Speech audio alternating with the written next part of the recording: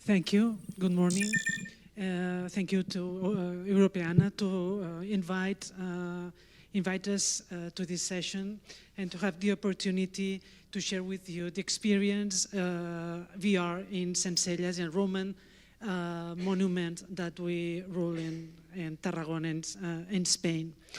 We will explain the collaboration between the museum and Giravolt program, and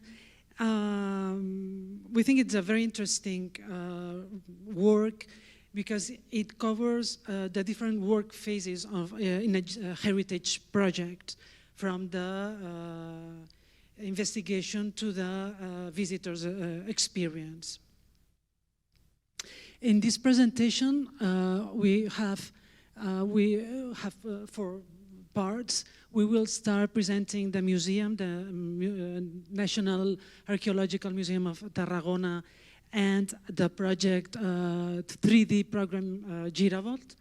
Then we will focus on the 3D strategy of the museum, and we will explain the Centcelles 3D project, which some of you had the opportunity to test yesterday with the Oculus lenses, and we will explain the conception, the story a little bit of this project. The National Archaeological Museum of Tarragona is part of the Catalan Heritage Agency, which manages around 40 sites, small, medium-sized museum, archaeological sites, monuments, etc. In this red circle, there's our museum, which manages at this time some World Heritage recognized by UNESCO. This is different Roman sites. This is a Roman villa, a necropolis. The picture upright is the monument of Centcelles. We will see now. Roman art, a theater, and of course the collection of the museum.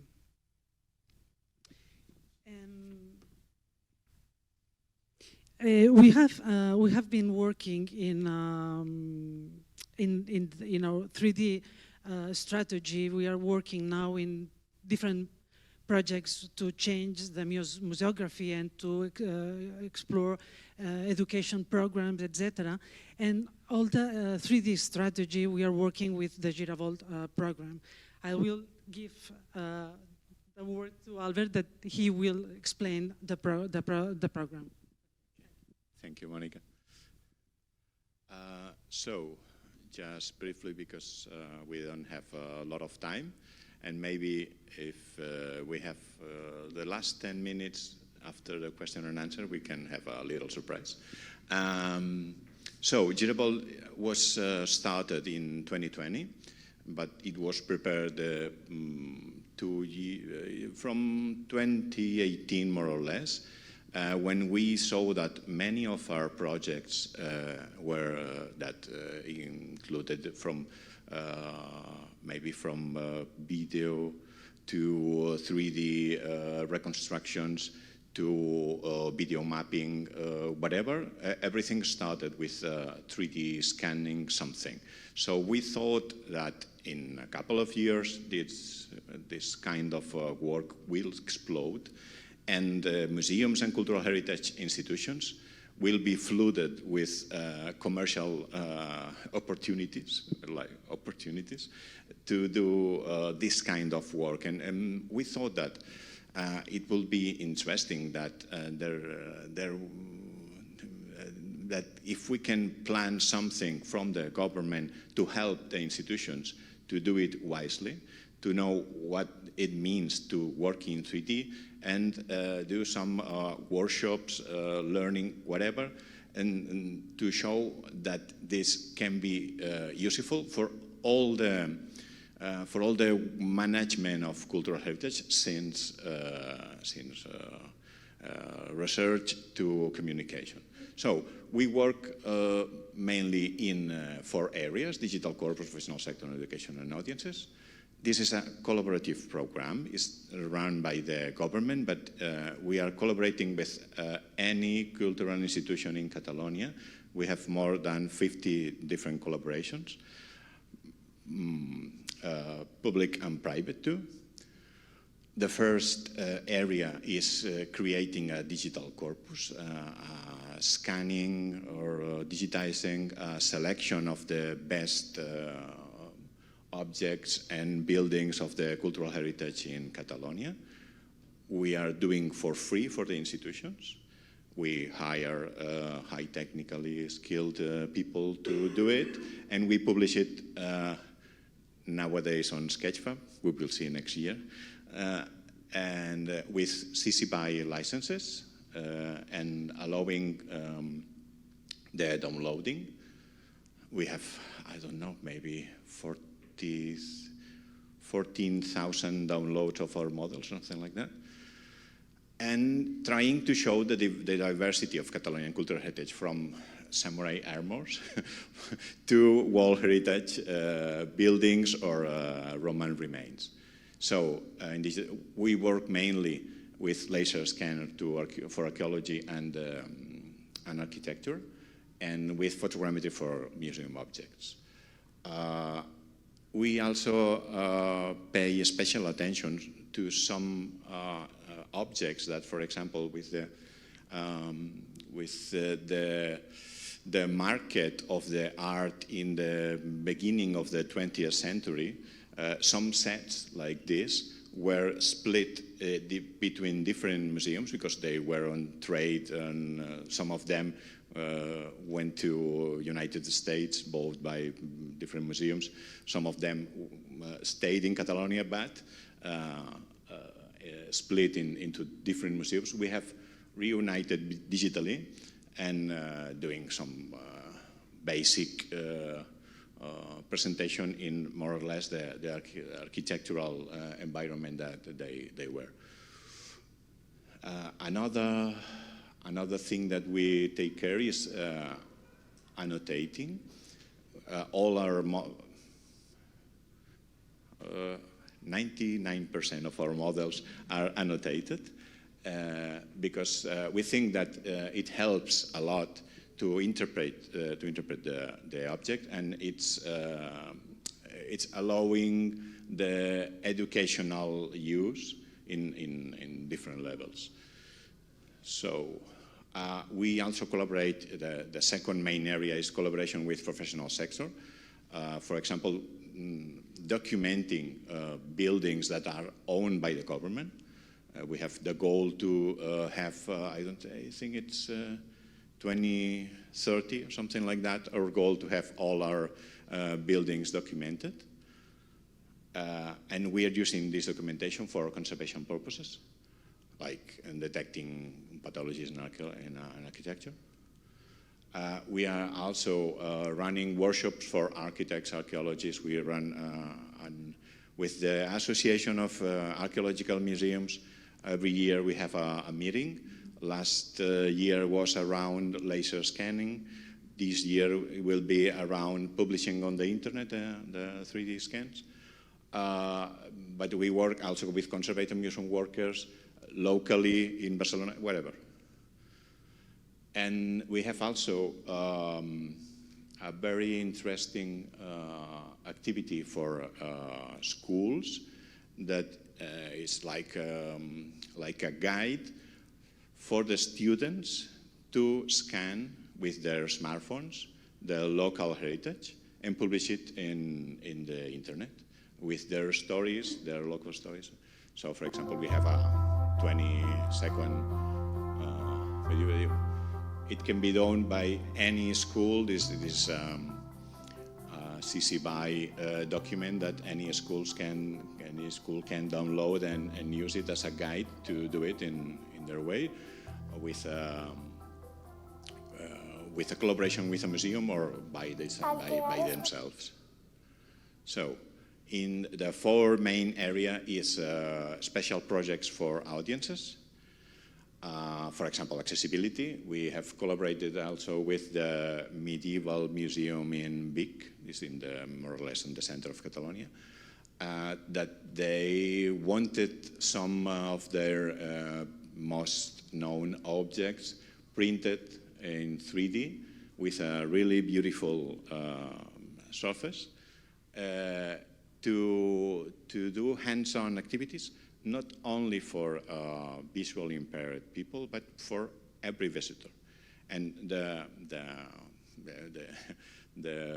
thing that amazed us is that it works on every audience, not only with obviously is helping impaired people, but anyone can benefit of this kind of touching something that is so close to the original that you can never touch. So we also had done some immersive experiences, very short, because we don't have the money to do it like for an hour or something, but we did maybe some, yeah. We did in a digital center, digital art center in Barcelona. We did a very big room 3D immersive show. We worked with a multimedia study that used our 3D models to do what they wanted to do. We did like a script that they more or less follow it, and but they are artists. They have to do the freedom to do it. Okay, so Mònica. Well, as I have told you, the museum is developing its digital strategy in research activity, restoration, conservation activity, education, and visitors' experience, on-site and online. This is a very important. Nowadays, it's very important tool to work with heritage, and it offers, and obviously 3D technology offers many opportunities in all these areas with heritage. Before we focus on Centcelles monument and the 3D experience, I would like to explain another small example with the heritage we manage. This is the case, this is a Roman villa. This is als Munts, it's near Tarragona. And we are using digital technology and 3D technology for the research, the archaeological research. Also to monitoring the conservation of, there's a painting, very important paintings there. But also with the collection of sculptures that were found, that you can see on the right picture, that is not showed in the archaeological site, but in the museum. You have here the sculpture. This is an Antinos. He was the lover of Emperor Adriano. He became a god because Adrian decided so long. And we can find sculptures of Antinos around all the Mediterranean. And we found one in als Munts, in this site. You see that there are different parts. We found some parts in different campaigns, archaeological campaigns. We had this presentation that was not really correct. We knew that was not the right way. But now, exploring with 3D technology, we have developed another model without touching the piece.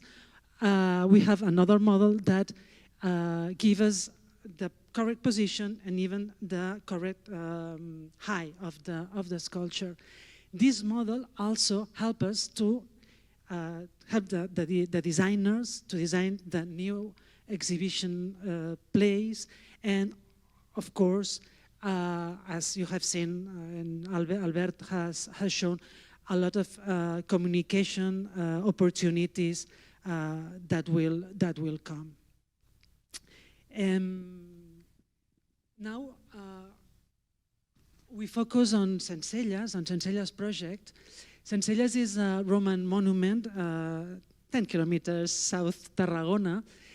You can see in the video, we have only a small part of the archaeological site of the monument, but nowadays we don't know the use or the purpose of this building. We know that there's different phases from first century before BC to 5th century AD. But Centcelles, it's one of the more important buildings, late Roman buildings in Hispania or even in the Mediterranean. This is because of the architecture. This is a very special architecture, and you can see on the right picture the vault of the main hall of the building, which is covered with 1 million small pieces with an extraordinary mosaic. It has different levels, different strips of scenes that combine current scenes of hunting, house, etc., and Christian scenes from New and Old Testament, Noah's Ark, and etc. So it's a magnificent work of art, but also a magnificent data for studying the Roman period. But both the mosaic and the building, working with 3D technology allows us to work in a huge vision of the monument. In Centcelles, we develop an activity with general public, with schools. We are located in Constantine, it's a village of 10,000 population, but we are working with all the schools there, private and public schools. And to explain the work with this model, this 3D model, Albert will explain more with more detail. Thank you, Mònica. So when Mònica and the museum team approached us to ask if we can work together to have a digital replica, whatever you can call it. We were planning the best capture that we can pay, and so we started with obviously with a drone capture. We worked also with our laser scan team. We have an inside team that manages laser scan for architecture and archaeology. In the upper part, you can see the basic model with all the yellow dots that are the placement of the scan. But for especially for the interior, we worked also with high resolution photogrammetry with some elevators. I don't know the name in English. And you can see in the left image the position of the cameras. What is happening? Okay, better this way. Okay, the position of the cameras, just in the ground floor and the upper part. And this is the result. With more than good textures. This 3D model has been used to produce different outputs. We will talk about this. But I must say that it has been a pain to work with. I will show you all the benefits of the 3D, but the capture, we have we have a limited time and teams that they were not working, they were working together for the first time. The alignment of some things, the drone people cannot finish the work on one day, must return the other day. That means the photographs are not good enough. The inside photogrammetry was not as good as we wanted. 90% of it, it's really good, but there is a 10% with problems. So it has been a pain, a real pain, to produce a clean 3D model of it.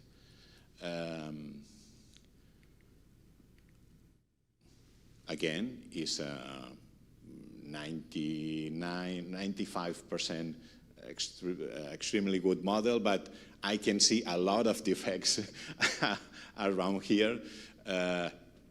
Most of them in the roofs. It has been a pain to mix the inside and outside data. So we have learned a lot. We have a really good model that is really useful, but please take extra care and extra time and extra everything on your captures. That is lesson learned. For example, we have done a very extensive set of new plans from the building for the museum staff to work, but also for the architectural and archaeological administration to have the set, because as my colleague Luis, that has appeared in some slides, say, when you have the 3D, you have all the plans that you want, and it's true. You can do any plan that you want. And after that, these 3D models has been useful for the archaeologists to compare with the data, coming from the 1960 excavations, seeing what has changed or what maybe is not right now or right then, comparing the details of this 60 years old documentation.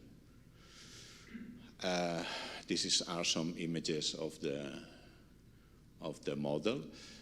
These models are available on Sketchfab in low resolution and in Nira Viewer. I don't know if you know this platform, Nira. I will show you later if you want. In high resolution, very, very big models. It works like Google Maps, something like that. And you can see with all the detail, even the details of the mosaic, for example.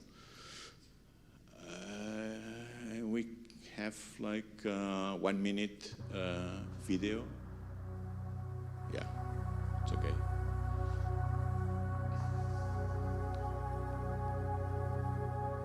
This is the Nira Viewer, for example.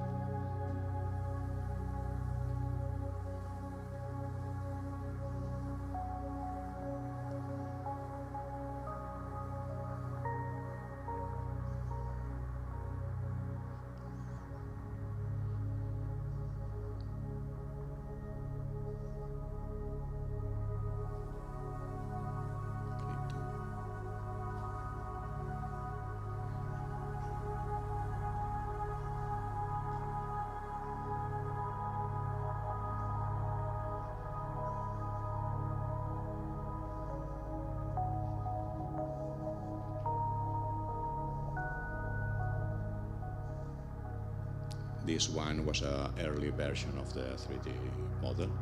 It's available on YouTube. If you look for Centcelles Giravolt, you will find it immediately.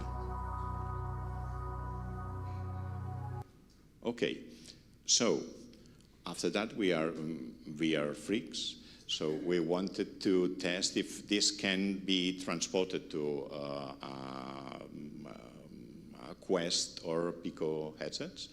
So we worked with a developer that has been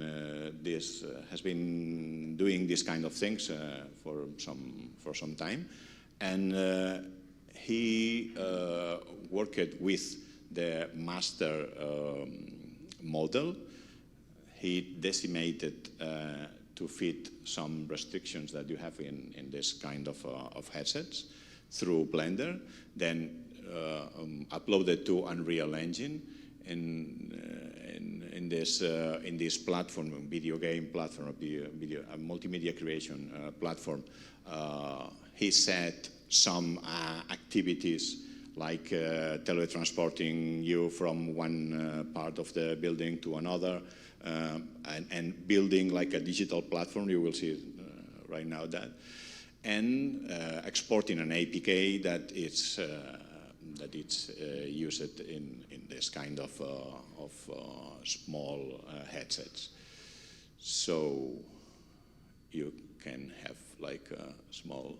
The video is highly compressed, but the mosaic is perfectly seen.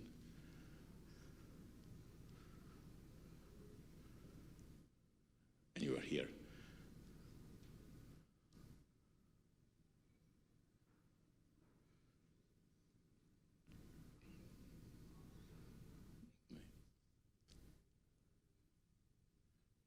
Some of you have tested yesterday.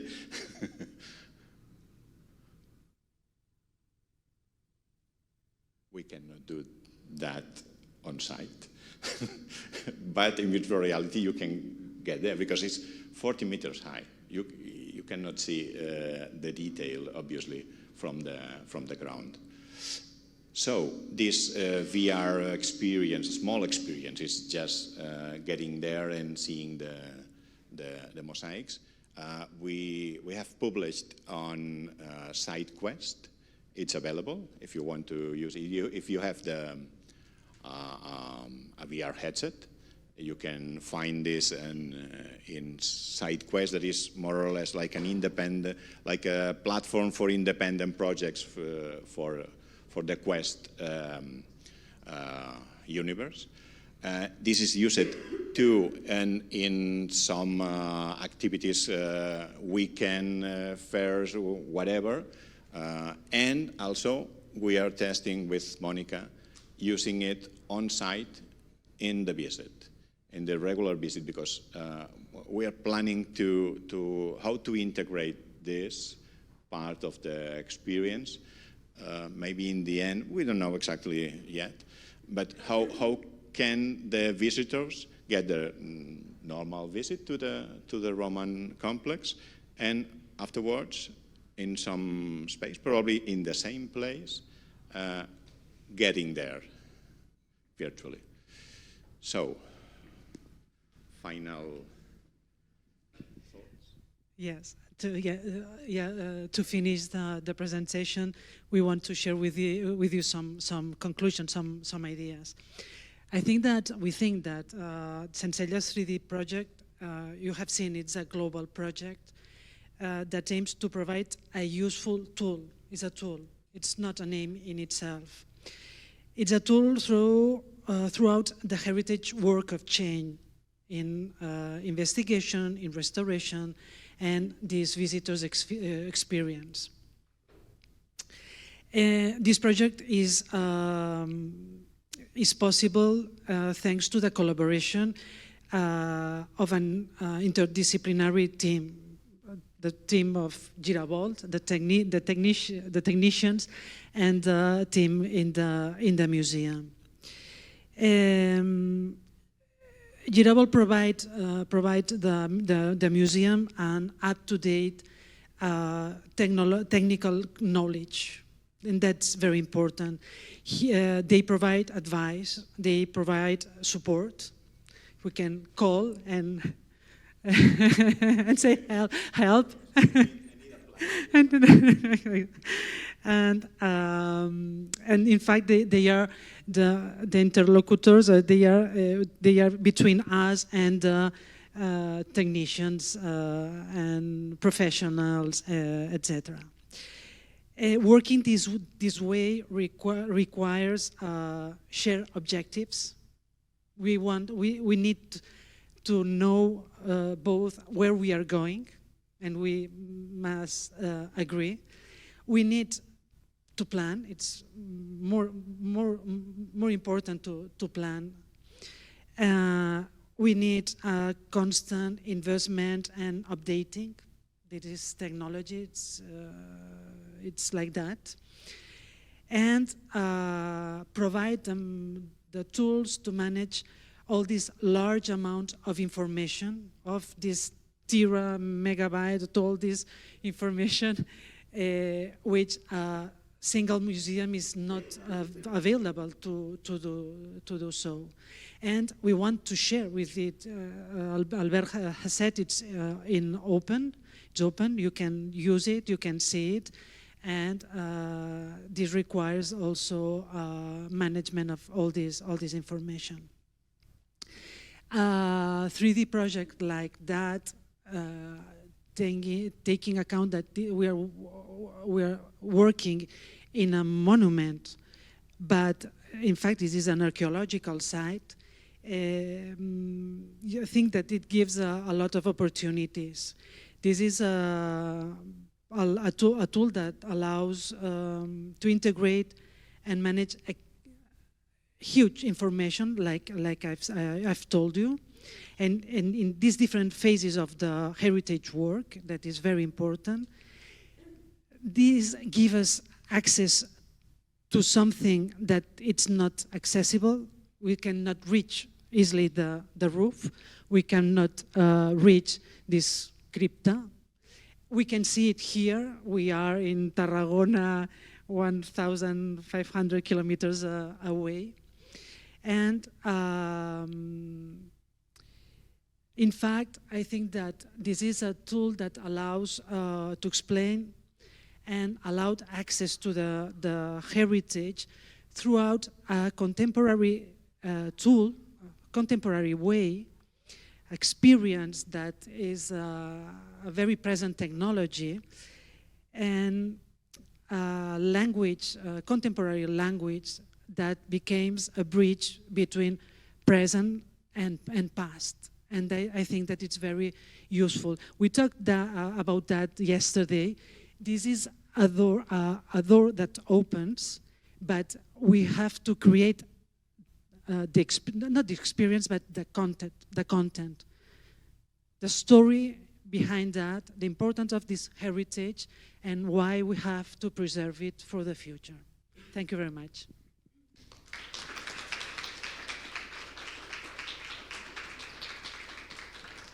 Thank you very much. Thank you very much. This was really, really interesting. The good thing is I have a message for the people who are online listening to this. Must have been very tantalizing to them to hear so many talk about images and not be able to see them. The slide deck will be shared with all after the conference, so that you can also find the contact details and also dive further into the matter. I think that's good news. Questions, remarks, enthusiastic comments. Thank you so much. I like this project a lot. We have done a similar project, but in 2019. Although yours is huge compared to ours, because ours was very, very small, in an archaeological site and in a museum in Sicily, in the south of Italy, Antonio Salinas, the museum. And yeah, our aim was to create digital objects for, physical object with the 3D for visually impaired people.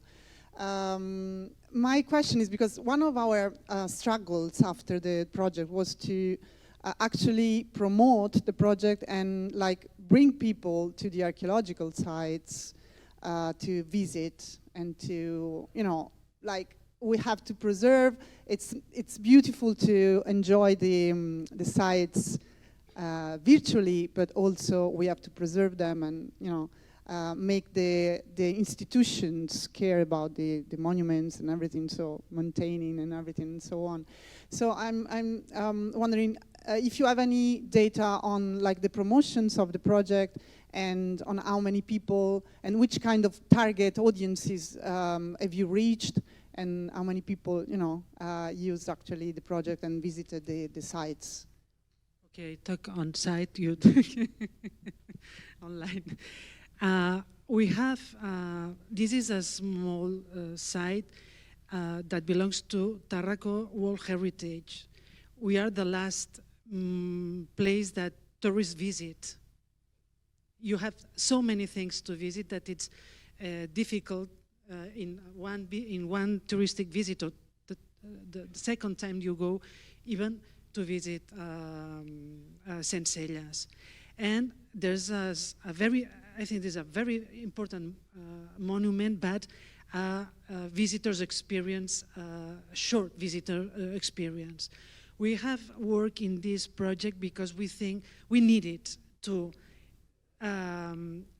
increase the visitors experience. We are also working with an audio guide, this experience on site, and also new videos, small pieces.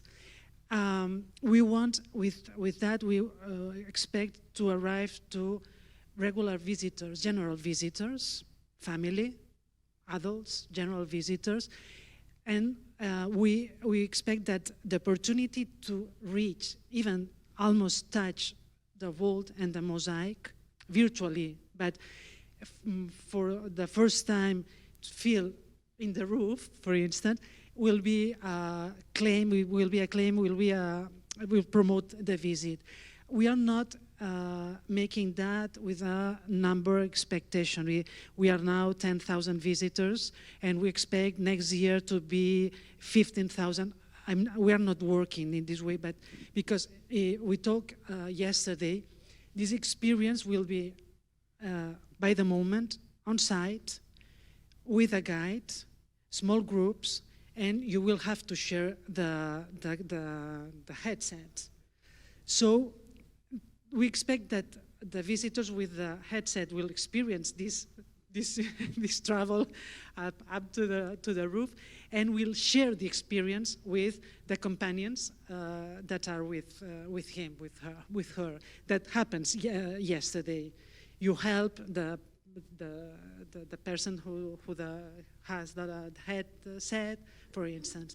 So we have the purpose that improve the experience of the visit, but we have to do it because we are managing public heritage, and we have to.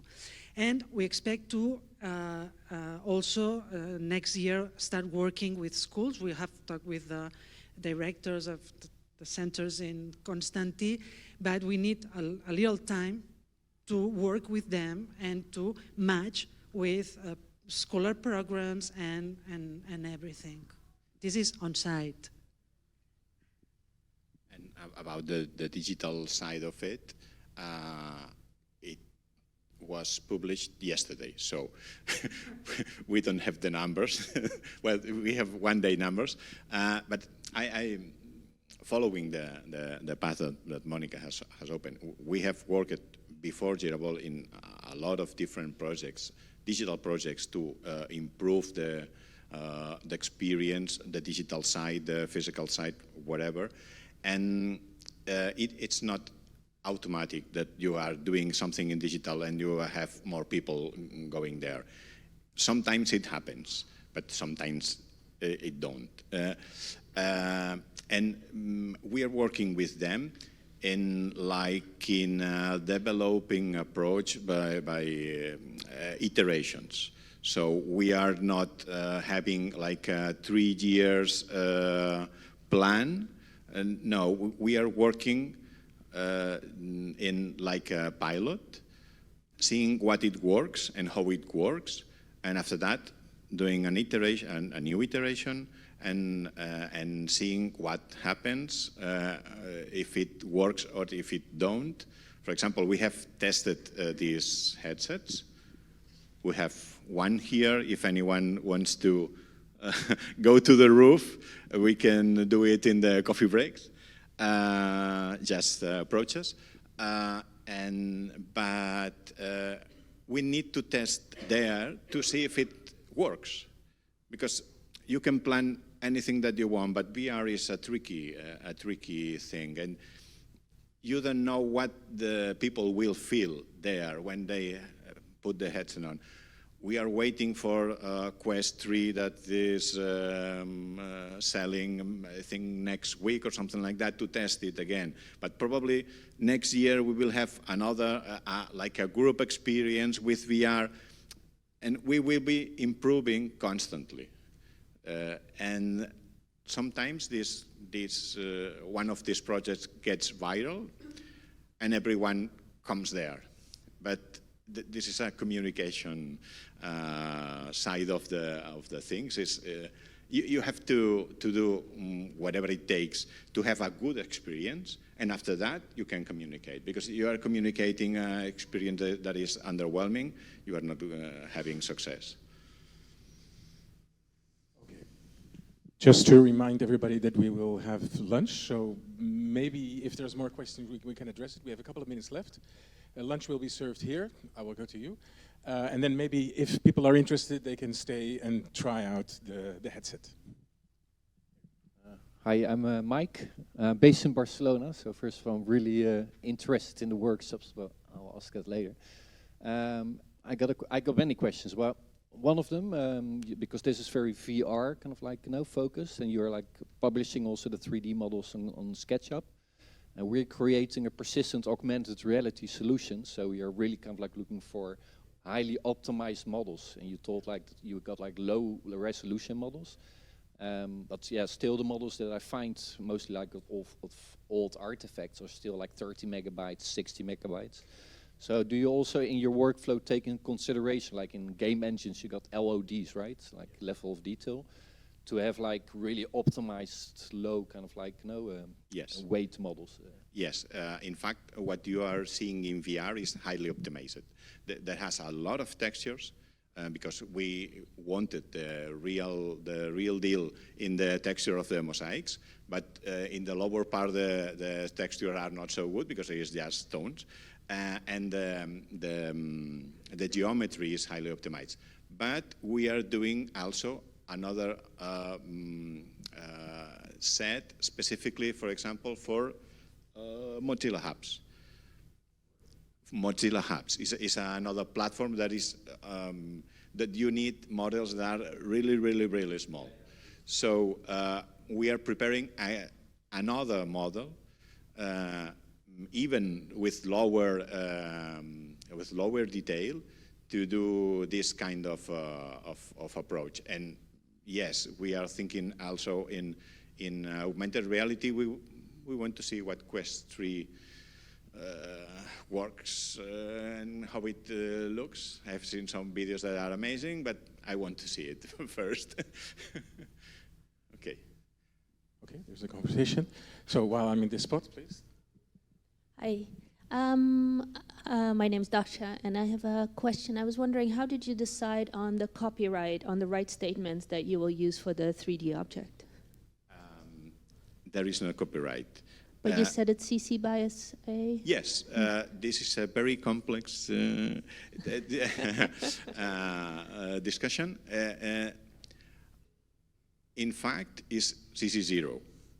Because, yes, it is, because the architect is not here, and we don't, and the Spanish law, I think it's 80 years, 78, I don't know, 80 years after the death of the creator.